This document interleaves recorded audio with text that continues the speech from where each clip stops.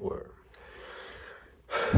Alright, so this is not my typical kind of video on here, but when I heard the news, I figured I had to come weigh in.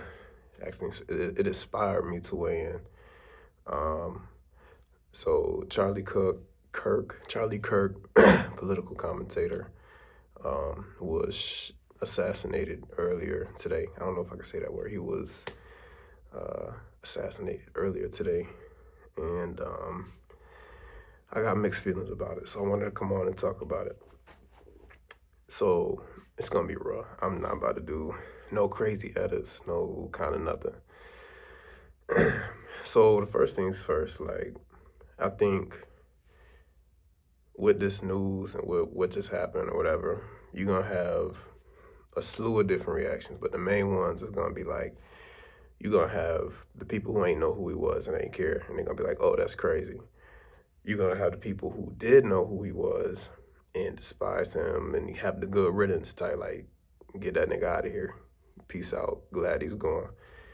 And you're gonna have his base who are gonna be in shambles and blaming this group and that group and that group. And so my take, and here's what I would say about it, is just like, for one, don't ever wish or pray on somebody's untimely death. At least for me, it's no secret that I ain't no fan of him. The stuff that he stood for and did and spoke to, whatever. The lies that he told on a regular basis, on purpose, that type of stuff. The people who he, chose to target with his actions and his political. It's raw. The people he chose to target with his actions and political ideologies, I was no fan. But at that same token, I don't wish death on nobody. I don't wish, especially like that, I don't wish that on nobody. So I think it really is sad. But I will say, at the end of the day, you do reap what you sow. That's biblical. If you make a career out of sowing seeds of division and hatred and ignorance and misinformation and disinformation and spite and disgust and vitriol, and mockery and just shamelessness, then I doubt your return on investment is going to be a positive one. And unfortunately, that's how it went. Now, I don't know who did it. I guess they say it's some old white dude. I don't know his motivations. Nobody knows his motivations, whatever. So we're not going to get into they obviously were just against him and his ideology and X, Y, Z, so I'm not going to speak on that. But to see that it wasn't one of these groups who his own talking points and rhetoric target so often, it's just like, dog, you reap what you sow. Play stupid games, you win stupid prizes. What I will warn against and what I'm already seeing it and I'm already nervous for it, is his base essentially turning him into a martyr. And that's what you really should be worried about. As a man, he's just a man. You know what I'm saying? He eats, sleep, breathe, all that like the rest of us. But as a symbol that no longer lives on, or that he physically no longer lives on, as a symbol, his impact, his reach, his legacy is that much more powerful, you feel me? So I see that side of the aisle going out of their way to, make him a martyr of sorts, you know what I'm saying? I see already that side of the aisle taking this political assassination and what I would assume is a political assassination. I don't think it's random. Taking this and then going, running to town with it. Oh, Democrats this, oh, woke this, oh, our children's minds are infected this, all these talking points that they always go to. And that's a scary thought, because the reality of it is,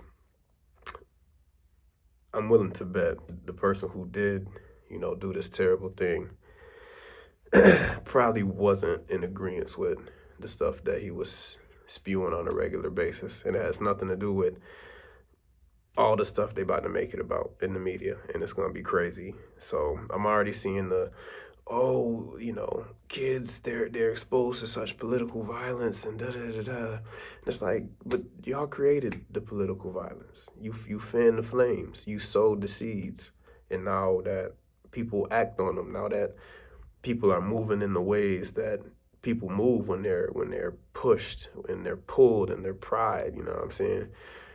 Now that people are moving that way and actually taking these terrible actions, now people want a pearl clutch, and it's like, no, your network, your congressmen, your Senate folks, like y'all all sow these seeds with your actions and your rhetoric.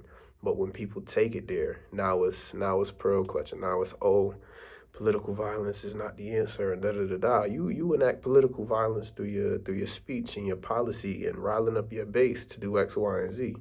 So at the end of the day, it's just like, be prepared to see that, and be prepared to have certain conversations about how to engage with that, and hopefully, talk some people back from some of the things that I'm already seeing online. So as far as the person who did it, again, I don't know their motivation. They ain't released that type of stuff. I don't know if he had a manifesto. I don't know.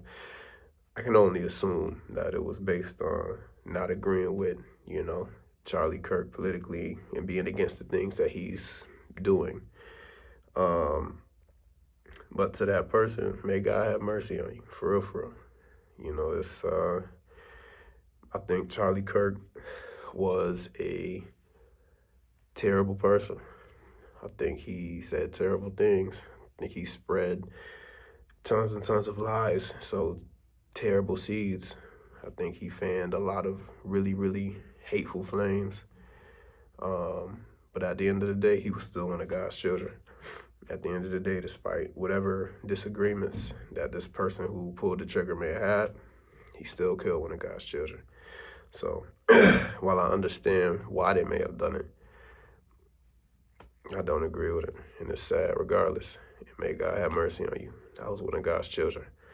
So I'm not one to be like, oh, he had a family, and I mean, true, I don't think anybody, no, asterisk, for the most part, I don't think, nobody really deserves to be done that way.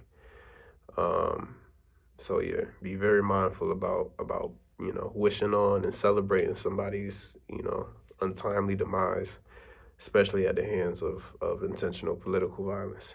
Don't agree with him. I'm not gonna sit up here and act like I'm like losing sleep over him being gone. But how it happened and the rhetoric that's already starting to be circulated, it's not gonna be good. It's already not good. It's gonna continue to be not good if people aren't having these type of conversations. So that's pretty much it. Be mindful of whose downfall you pray on. Don't pray on nobody's downfall. If you got hate in your heart, get that out, regardless of who it's against. Like all the people who are like, if we could do the same thing to who. Just be mindful. Just be mindful. So that's takeaway one. Another one, you never know when it's your time. Never know when it's your time. Bro was in the middle of answering the question. I seen the videos. I seen the pictures. I knew he was gone well before they announced that he was gone. But you never know when it's your time. He's in the middle of answering the question, hearing the question, whatever. He had done something. I think he had done another event this morning. And just like that, boom, gone in front of everybody, leaving behind family, leaving behind parents and friends and co-workers, all that. His time was because of, what he does, and it was due to a bullet to the neck. Yours could be a car accident, an aneurysm, stroke, heart attack, you know what I'm saying? Anything really. So cherish your time. Make sure you sowing seeds of positivity, love, kindness, respect, empathy, all that. Make sure the works that you do here mean something. It means something that's bigger than you. It means something that shows love to someone. You know what I'm saying? You reap what you sow. The Bible, they never lie. You reap what you sow. So make sure you sowing those good seeds.